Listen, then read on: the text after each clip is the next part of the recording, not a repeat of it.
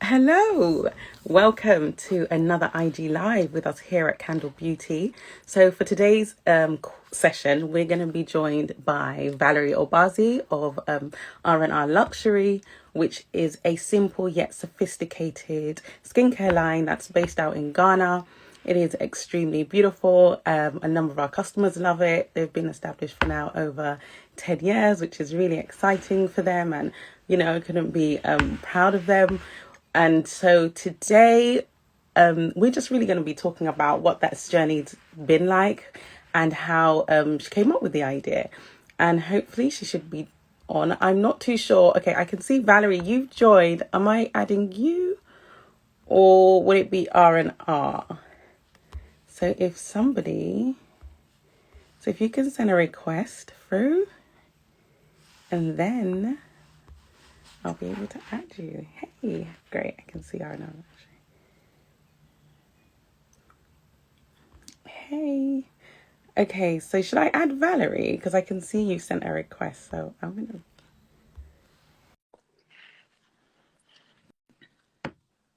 Let's see, hopefully it'll connect. Okay, great. Okay, well, thank you for joining us this evening. Really, really happy to have you here with us. I just wanted to, those of you who have joined us this evening, perhaps you can give an introduction of yourself and R&R Luxury.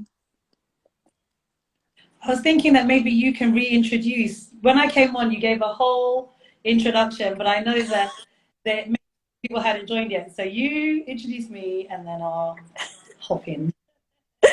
All right, no worries. So today I'm going to be joined by Valerie Obaze, who is the founder and CEO of R&R Luxury, which is a simple yet sophisticated luxurious skincare brand based out in Africa. And and what you do, you obviously formulate Africa's richest natural ingredients and make it into a beautiful, sophisticated, elegant collection of skincare products.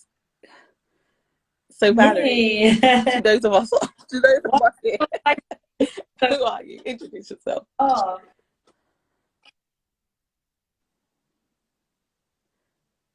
Sorry? Yeah, it is delayed though. Yeah, okay, I think you're back. Go. So introduce yourself. Yeah. Okay, thank you for that intro, Jacqueline. I'm enviable of your lighting. Mine is really dark. Well, it is evening here, so if I switch off the light, it'll be dark. But go. Yeah, it's evening here too, and it just started raining. Gone a bit dark. Thank you for the intro. Really excited to be here with you. For those that don't know, Candour Beauty is also, for those that have jumped on from my side, Candour Beauty is an online retail space providing products to Black women who, are generally not catered for in the beauty space. So they go around scouting all of the amazing products that are being put in the space for Black women, sometimes by Black women, just so you can go and find all the products that you need. And R&R became part of, we were part of your founding brands when you first launched last year, which was such an honor. We met you at actually on our last travels, sadly. Yeah. Oh. January at Indie Beauty Expo, which was really cool to meet you. This is good things that came out of that trade show, so I'm glad we made it. That was the last time I was in London, January 2020. Oh, wow. Yeah, haven't traveled since. Well, haven't left the continent since. But, it's been a good year, and we're really excited to be part of the Candour Beauty family. I've seen all the great things that you guys are doing, all the brands that we sit alongside, and it's really such an honor. So thank you for inviting me, Jacqueline. And I know her business partner is called Abby. I'm sure she's online. So hey, yes, Abby. She is. Abby's there. Yeah. So R&R are a natural skincare brand. We've been in business since 2010, and I started the brand when I was looking for a natural skincare remedy for my newborn child at the time. And I just moved from London to Lagos, Nigeria, and I wanted something that was local to me that I didn't have to import, and that would be good, natural, good for her skin, and also natural at the same time, something that was indigenous to the country, city that I was living in. So, of course, no, I didn't invent shea butter. It's been around for decades and centuries, in fact. You know, our grandparents, our great grandparents used it. It was used, it's really used on newborn babies, you know, as well. Like after their first bath is generally used in the West African community to massage their skin and, you know, just give their skin this first initial moisture. So it's not anything new to us. Many other older brands have used it in their formulations, but what you found is that not many of those brands are from Africa. So the beauty of what we were doing at the time, I didn't even realize that that was what I was doing, but I was creating an African brand using African products, which had never, especially, had not really been done before. So I'm not saying that skincare didn't exist when it came along. Of course it did. But where we were actually packaging and branding one of the natural resources of, you know, our land, it was fairly new. And so I initially thought this brand was going to the international market, who were interested in organic, natural skincare. But what I realized is that there was a real gap in the local market as well, the domestic and regional market, for something using our natural raw materials, which we all use from childhood, and packaging it in a way that was modern, easy to use, attractive, and you know, adding that kind of je ne sais quoi to it, which made it more appealing. And that's kind of how R&R started. So we didn't reinvent the wheel, so to speak, but you know, we took nature's natural resources, very simple skincare routines that we grew up with our whole lives, and even our, you know, our ancestors used them, and they have amazing Of skin. course. You know, it's not it's a good thing. You know, I mean, I say the joke, but they say black skin doesn't crack, and it's not by accident. It's because of our environment and the products that we've used on our skin in history.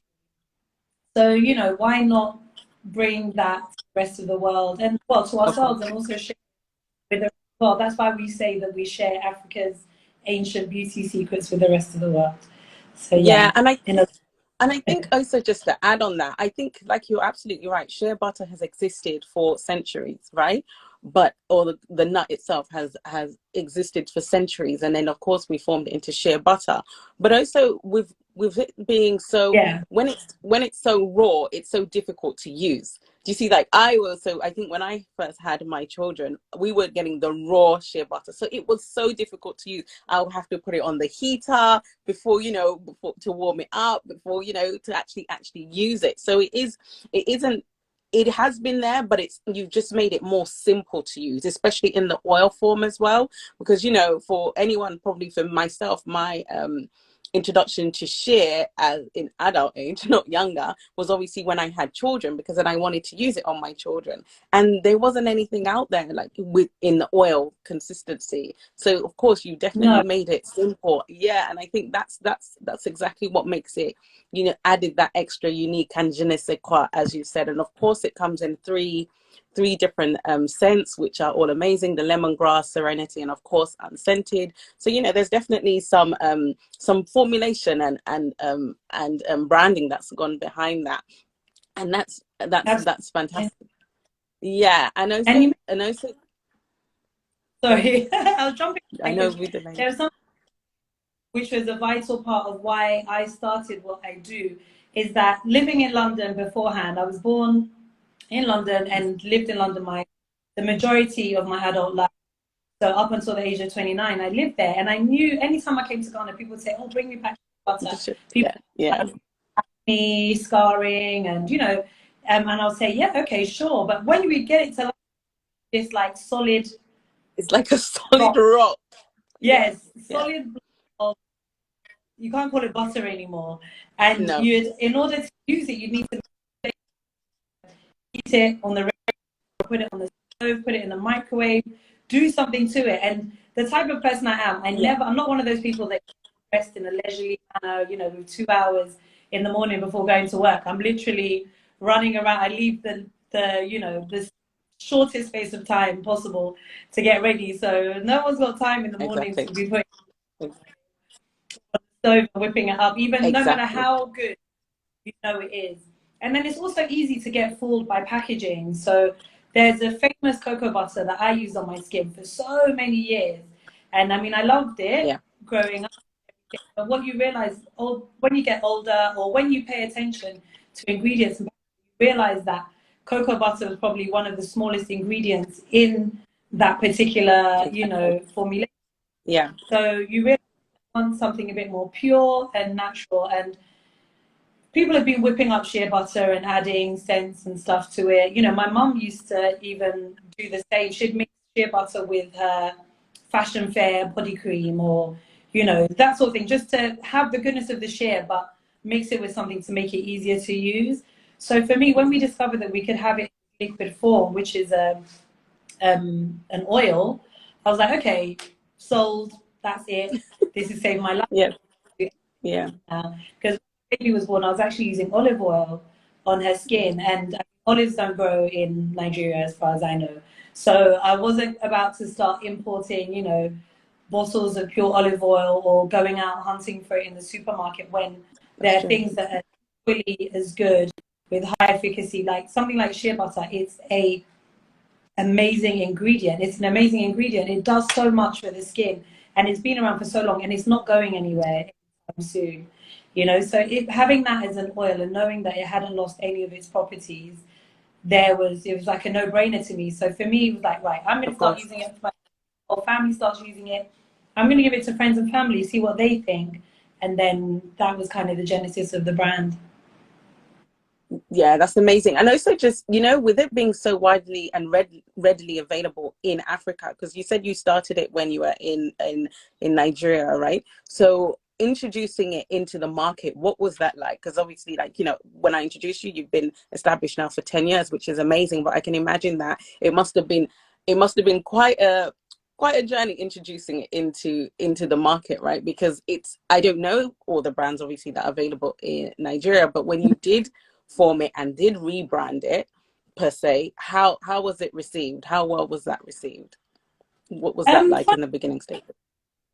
Funny enough, like I said at the beginning, I thought that it was something that I was going to be mainly wholesale and export, not something for the local market, because I thought the local market has been using shea forever. What's the big deal? They're not going to necessarily feel like they need another shea product, or, you know, they can just go to the market. So I knew I'd have those people that would feel, oh, I can go to the market and buy shea butter.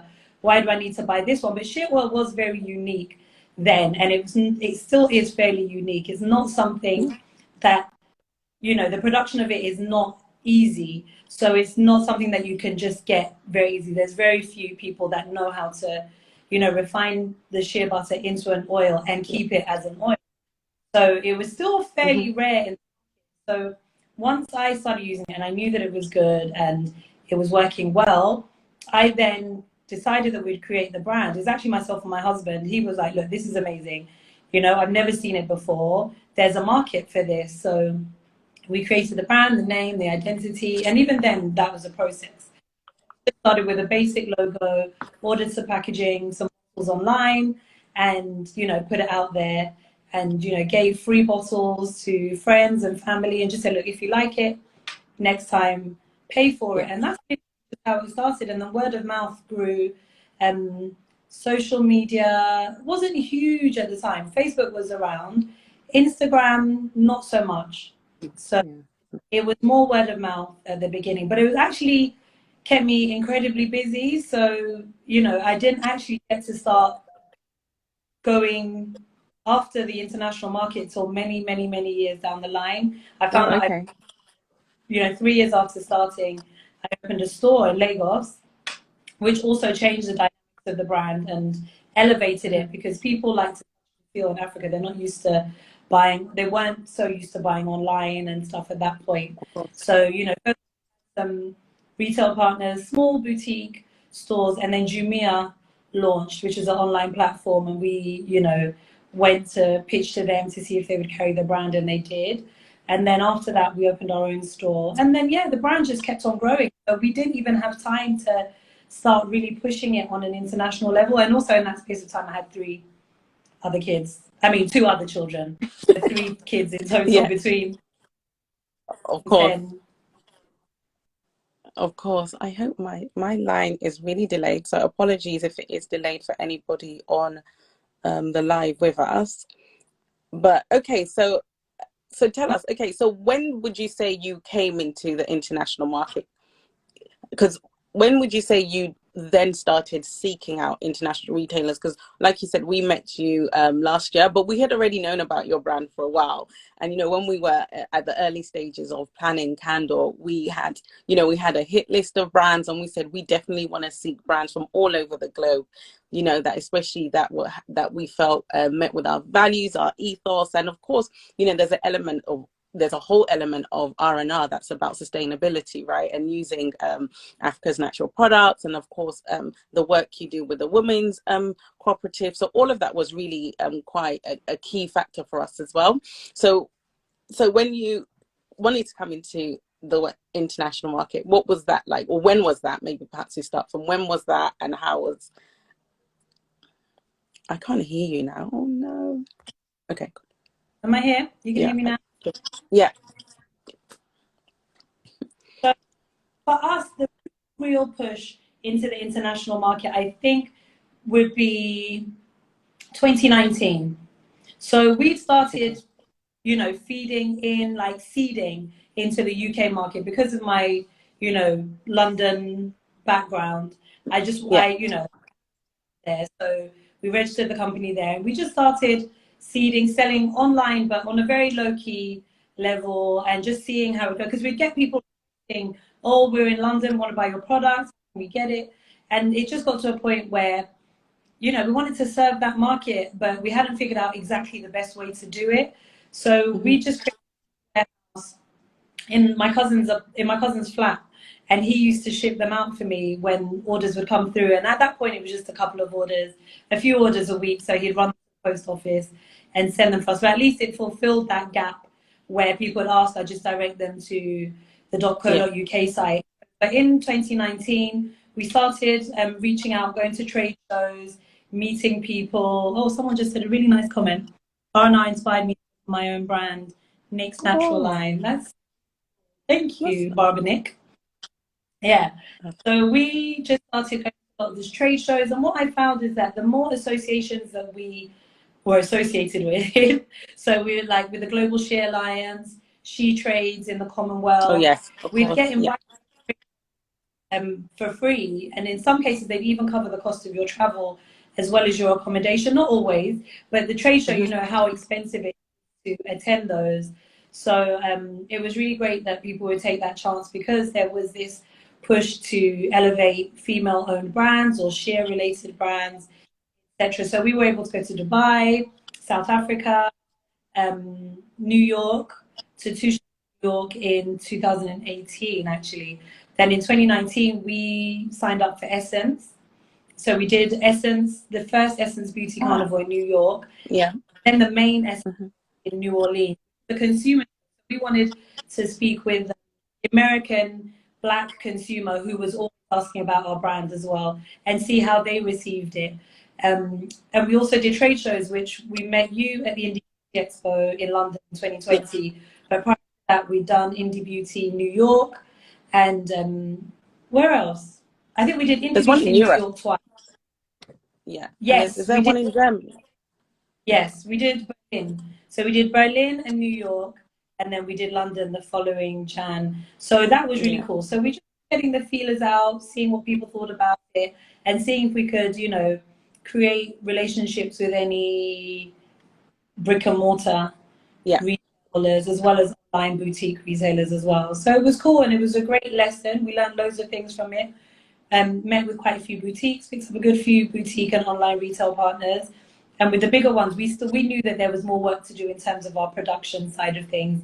So there, but it's been an amazing learning curve. And then of course COVID happened last year, so brick and mortar went out the window. And for us, Exactly. really focusing on our direct-to-consumer channels. So last year we started doing, we hired a PR agency in London who, really did a great job in terms of getting the brand name out there, building credibility, getting people to Yeah. understand who we are, what we do, our reason for Yeah. existing, and just getting people to kind of to carry people along. And it's great. And what we find is that once people do buy our products, we have a high return. Return. Yeah. We Yeah. for the brand, so higher than usual. So yeah, it's been really really interesting 10 years, but of course nothing happens overnight, right? Of course. And Yes, I nothing.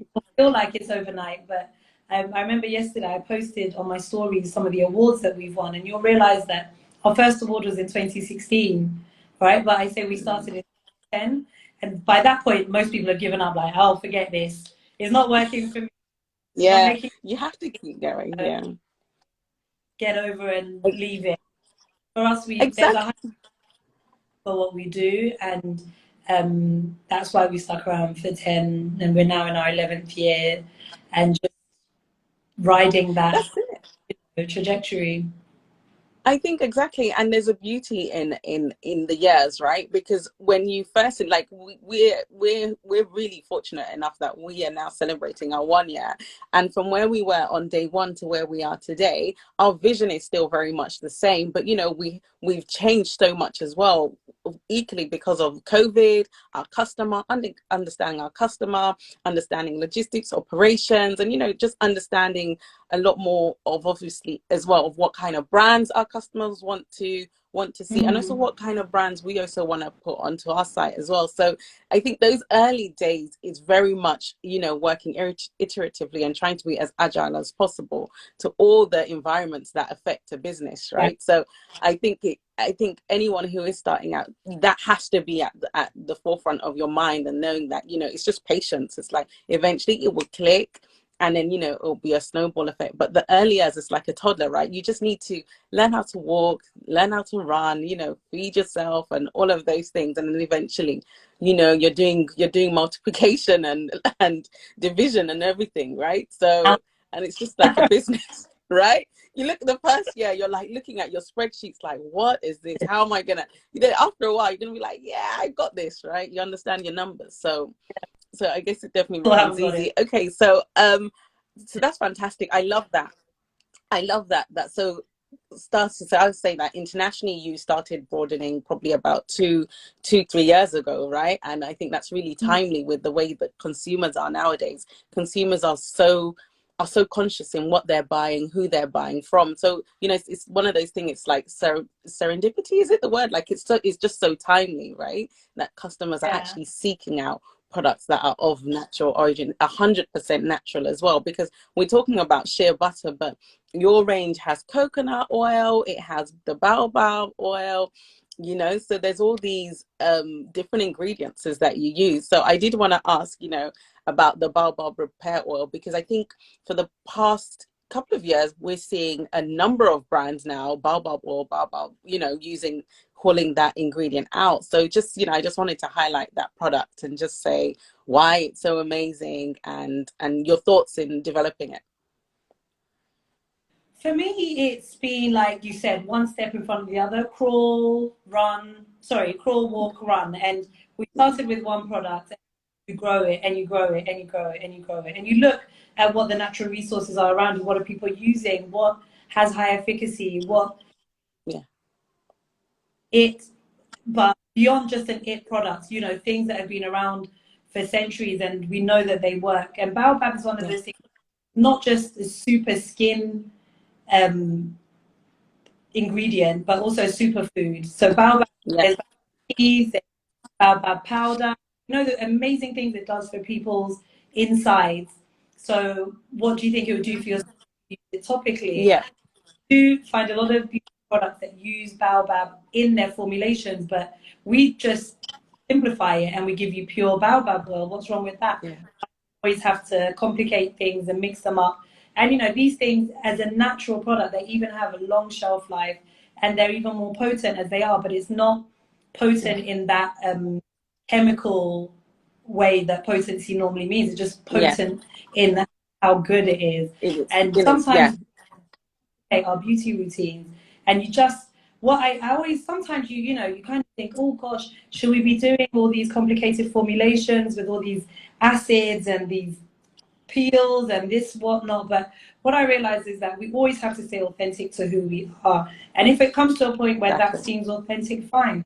But as an African woman and creating an African brand in Africa, I'm looking at what we have around us and what our ancestors and our Yeah, generations have been using, and what is their skin good?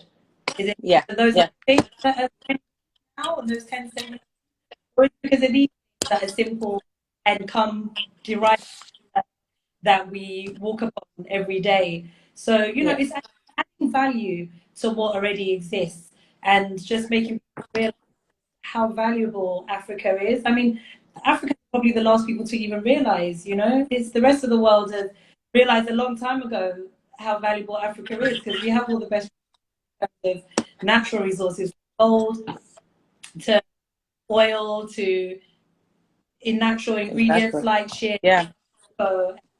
baobab, etc. And yet we've taken them for granted all these years, but now we really spun that on the head and realized that look, these are amazing, amazing ingredients. And I hate to use the word amazing because it's just it's such a common word that doesn't really encapsulate, but sometimes it's hard to find something that is as strong as Yeah. that. But they're Yes. Yeah. kind I agree. that do the job and do it really, really well. So, baobab is one of those things. It's naturally anti-aging. Yeah. It's naturally full of omega fatty acids, so it repairs the skin. It promotes rejuvenation. It's silky. It's not heavy. It's not greasy. It doesn't. It's low on the. I can always get this word mixed up. Comedogenic scale, Yes. so Yeah. Yeah. it's Yeah. not Yeah. blocking your.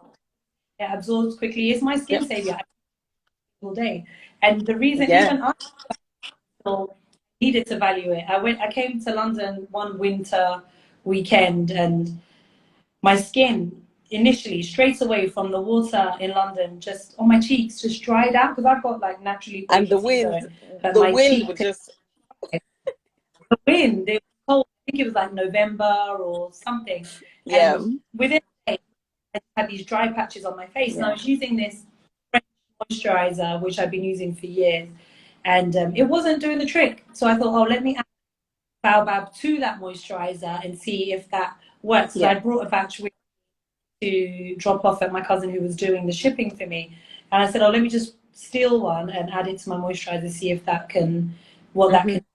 And it was so good that I ditched the French moisturizer and used only baobab for my face ever since then. And that was probably in like 2015 Mm. or so. And since then, that's been my everyday moisture. And some people still worry about using oils on their face, etc. But Yeah. hey, it's 6 years down the line, and it's been really, really awesome for my skin. So Yeah, I think you're absolutely right. Sometimes it's true. Like I'm definitely a 10-step kind of girl, but that's just because I enjoy the process. I'll be honest. It's yeah, because I enjoy the process.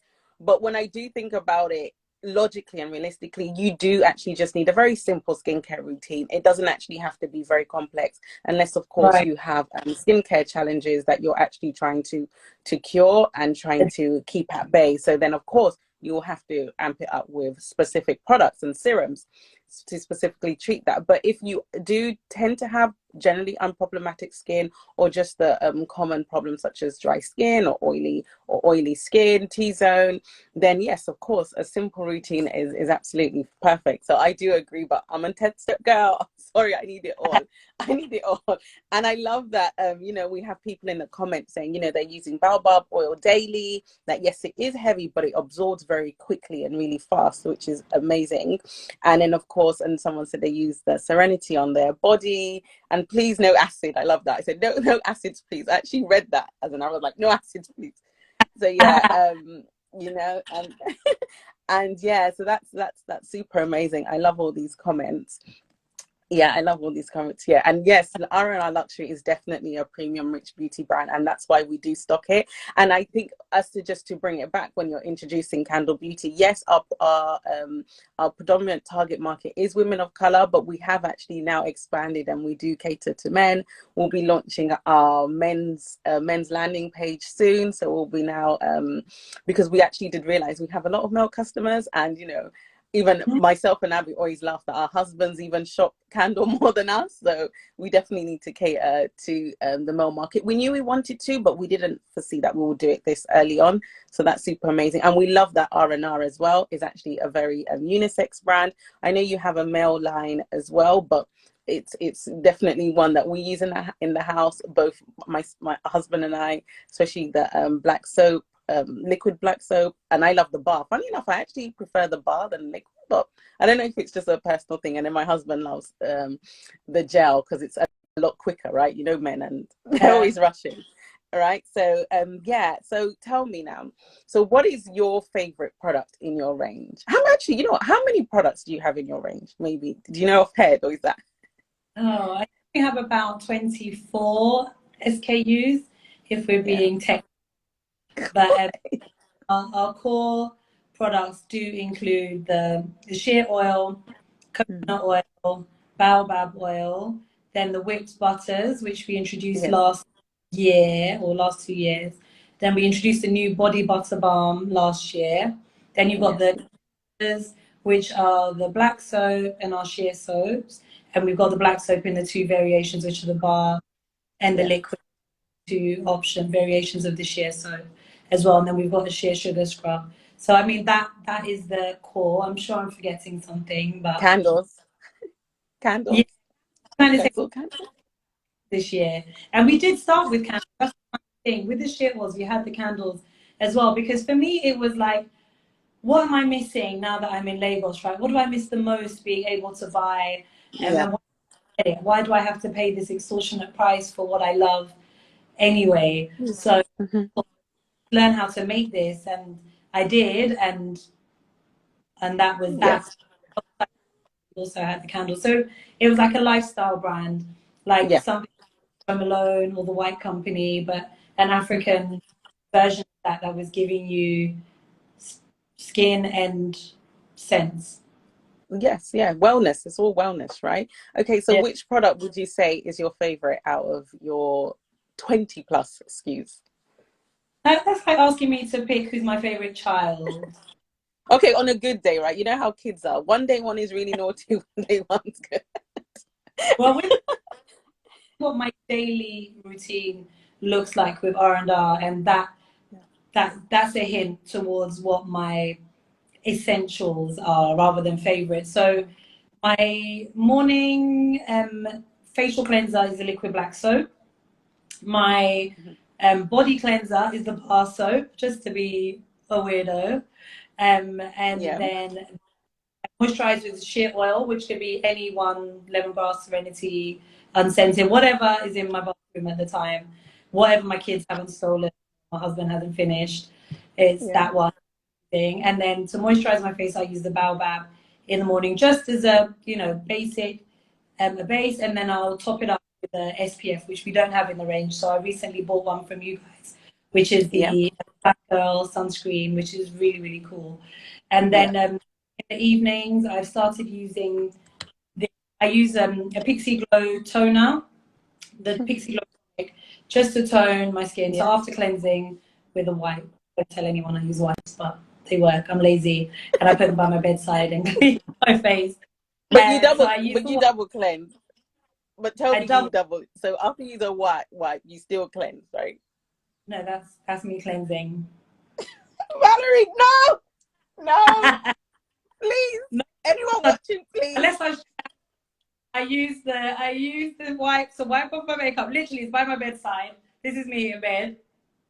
Wipe it off. Okay, No, I've got Valerie, my no.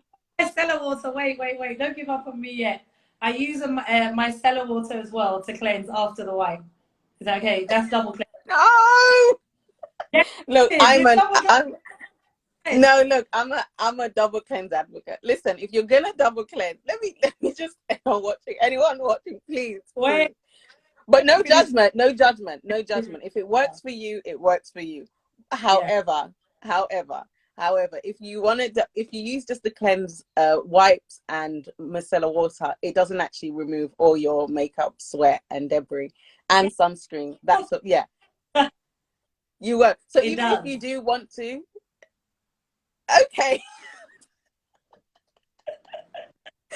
So, No, okay. Even look, if it works for you, you're not breaking out, fine. But imagine how better your skin would be if you double cleanse. Think of it that way. I've tried. It doesn't make any difference. Look, I use the wipe, then I use the micellar water, and then I use the glow tonic again. Okay. Yeah. Okay, Mm-hmm. tone cleanse, Yeah. and then just a few nights a week I'm using the ordinary lactic acid thingy, Okay. Yeah. and then Yeah. I top that up with my baobab as a serum just to lock it in. Done Yeah. for the day. Yeah. Okay. Well, in fairness, you are doing multiple steps of wiping, shall we say?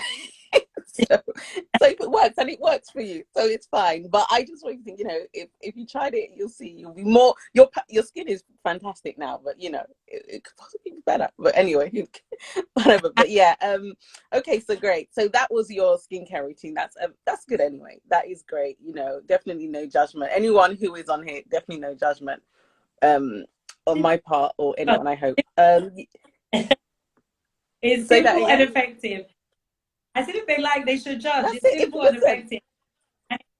if it works, it works. If it works, it works. Like I said, I'm a 10-step girl, so I can be here. I can be there all, like for 20 minutes. I'm good. So that's fine. Okay, so great. So you know what? I did really want to touch on the woman cooperative that you work with, because I do think that's something that we really, really loved about your brand, as well as being an amazing lifestyle brand, bringing Africa to the world, because both myself and Abby are African. Yes, we live here, but I think we definitely lead with our Africanness. I'm Ugandan, she's Nigerian, and we love that. So having an African brand on our site, we definitely champion you on that. So tell us about the Women's Cooperative and what it's about.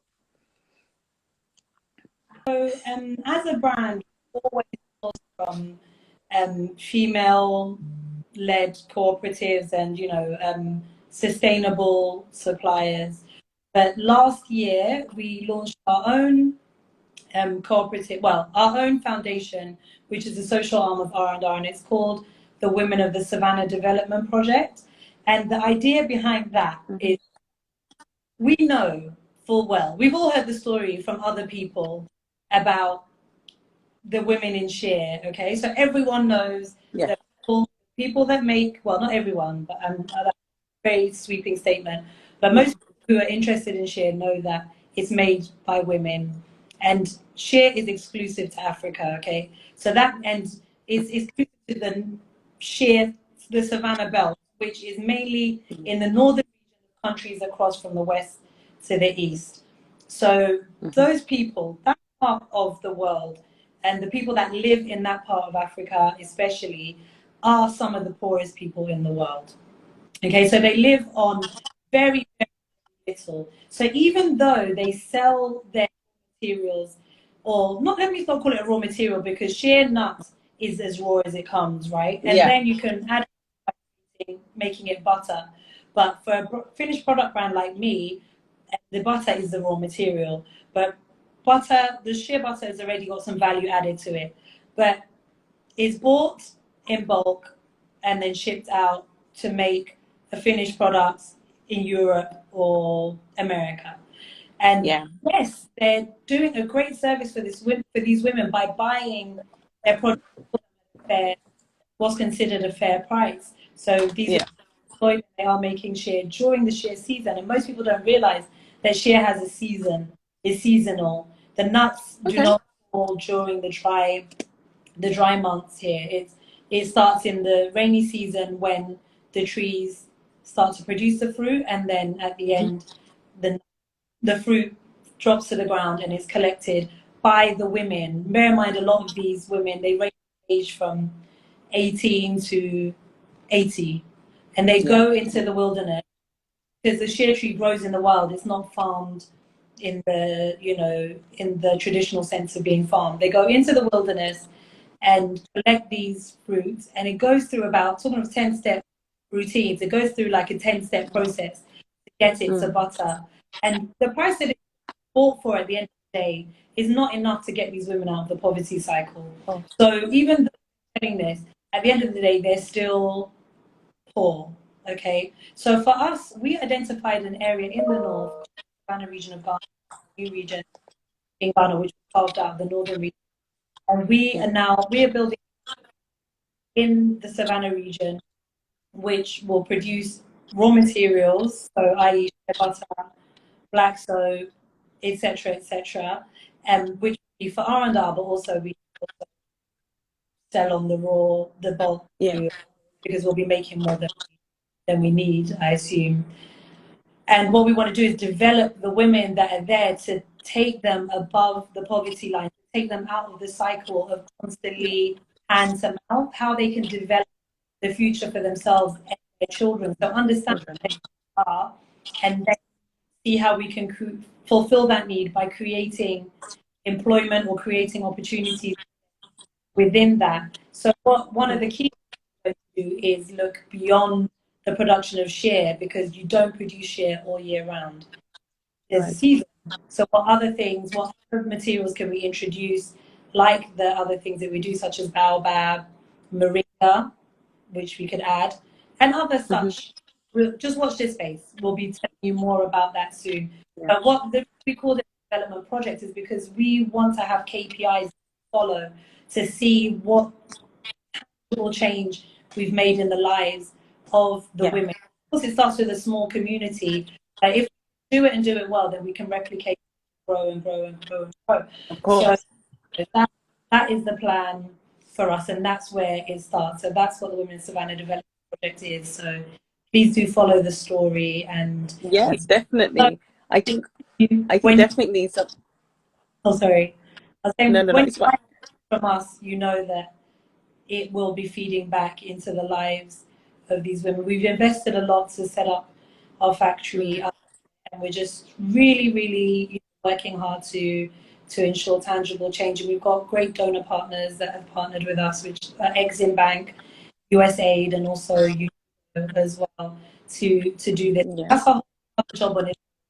But yeah, yes, it is. But and I think it is definitely something worthwhile. And I think for any of us, especially Africans in the diaspora, it's something that we should really look to try and change that narrative of Africa, of trying to, of companies constantly going back to Africa, taking our natural resources and not giving back. Because if not, we're going to be constantly in this struggle of hand to mouth.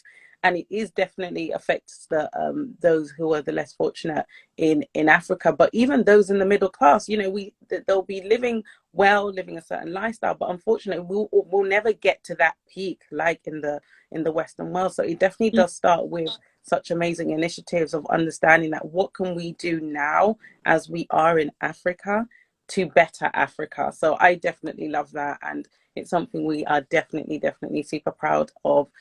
And like I said in the beginning, of why we partnered with you on that. And I think there's another brand as well that we love who also does something very similar, which is Flickerwick Limited, our candle suppliers, and we honestly champion that. And yes, okay, I didn't miss that, but that's fantastic and well done for doing that. I love that. And I hate to say, oh, and you're a woman, but well done as well, because we, me myself as a woman with family, kids and everything, and then you're adding this initiative as well onto it. It is a lot of work. So and definitely where we can, we'll support you on that. Fantastic. It is. We have a really good team around me, which are mainly women, might I add. And it's our responsibility. I see it as a responsibility. For me, this business that I run, for me, it's not just a job. It's not just a way to make money, because if it was, I would have left a long time ago. Okay, it's backed by purpose. And I know that the purpose to be just here to make skincare products and sell them and make a ton of money, because that hasn't necessarily happened. It's about what we can do to empower others. And it may seem cliche, but I'm a woman. It's my responsibility to uplift other women, and that goes across all levels, not just the rural women. It includes women, my peers, or other entrepreneurs, or potential entrepreneurs, or other mothers. I'm a mother to girls, So for me, women are the future, and women can be anything they want to be. We've been kind of oppressed or held back for years, and my real you're responsible for your own growth and your own development, and those that have being developed or getting developed, it's your responsibility to hold their hands and lift them up. And on a peer level, that's why I'm also adding an ebook to my list of 101 million things to do, because I get asked so often, how did you build your brand? How did you create a brand in Africa, or as a woman, or as and keep it going for 10 years?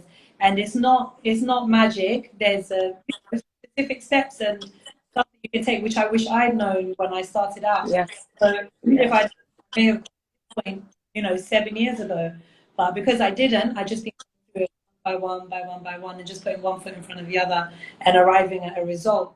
So I feel like it's my responsibility to share.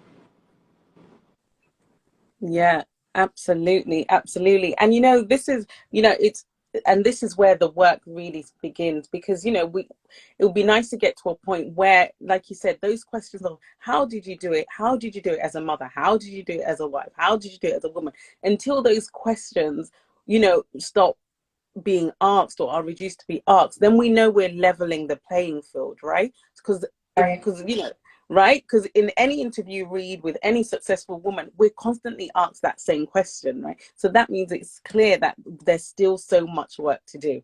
There's, until those questions are no longer asked, then we can say, what, we've actually done something for our generation. So, God willingly, when your daughters are, in their 30s or 40s, it's going to be a normal thing. They're just going to be empowered women leading their lives, and not an anomaly, if that's the right word to use, because you're laying that foundation. Men are never going to have children, okay? Yeah. So no matter what it is, no matter how far we go or how far we've come, we're always going to be asked the question, how do you juggle motherhood and entrepreneurship, or how do you juggle motherhood and career? And for us, that's what makes us so amazing. That's what gives us our superpowers.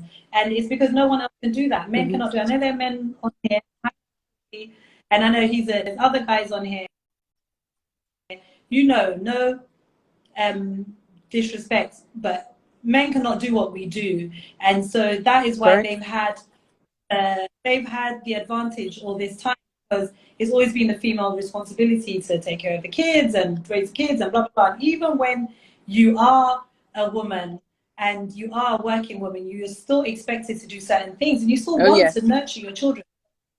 Of course. Even when my kids are 40, they're still, by God's grace, going to be as well. So the playing field will never be level. We are always going to do more, but it's just part of our responsibility. And the sooner we accept that, and we don't create a crutch, make it a crutch, it's just part of life, and just see how we can work around that. And for me, that's building teams or building, relationships that help things run smoothly. It's not easy, but we will get there, and hopefully there will be parity at some point, and we will have more female millionaires and billionaires, and more C-suite women, more women in politics, more women in local government. It's going to change, and I think we are raising people like us who are doing it on our own. I think we will inspire the next generation of young ladies to realize that they can also do the same and more. So of course, definitely. I definitely agree with that. And, it also starts with just changing just policies and just different way life has been set out to favor, males from women, it's all of those things. So once hopefully those conversations continue, those changes are made, then yes, it will definitely become easier for the next generation. Okay, great. So leading on that, for the future, where do you see R&R in 10 years? For us, in the vision has always been to be a global brand sharing the beauty of Africa with the rest of the world. For so long, Africa was portrayed as this horrible place, you know, with nothing to offer. And, you know, the narrative was believed by us that were living in the diaspora at some point, like, why go back? You know, but it's changed so much over the past 30, you know, 20, 30 years, and it just continues to change. And we're taking back our narrative. This is a conversation I was having with my sister earlier as well. It's important to own that narrative and be part of the change of that narrative. So I think that we want to continue sharing how the greatness of Africa, and even if that's through skincare, then so be it. But we wish to elevate what already exists, and that Exactly. Yeah, I think you're definitely doing that. I love that. I love how you say, yeah, wish to elevate. I think that's definitely already happening. I think, you know, we love that. You know, I think even when we have customers who are first time purchasing R&R, we're seeing them return, like you said, you know, to continue buying that. And as we grow and with the brands we also partner with, our core audience is Black women and people of color, but we're now widening that audience to other people who shop on our site. So, you know, that is that education of introducing African brands or just Africa, a different narrative. It's important really for African brands to try as hard as possible to reach the global diaspora, to change our narrative, to own our spaces. I think we earn the right to. So yeah, on that, did I just see a question pop up? Okay, I did want to say, because conscious of time, oh my gosh, we've nearly been an hour, but it's been so fun. If there is anybody who has any questions, whether it's product related or any brand related questions, or even just any entrepreneurial questions, because I think, you know, for 10 years is no easy feat. So, you know, there's definitely some experience that can be shared. And also just touching on you saying, you know, you have an ebook that's coming out, so definitely there's some value there. So if anybody has got any questions, please add them. Yeah, where's it at? Oh dear.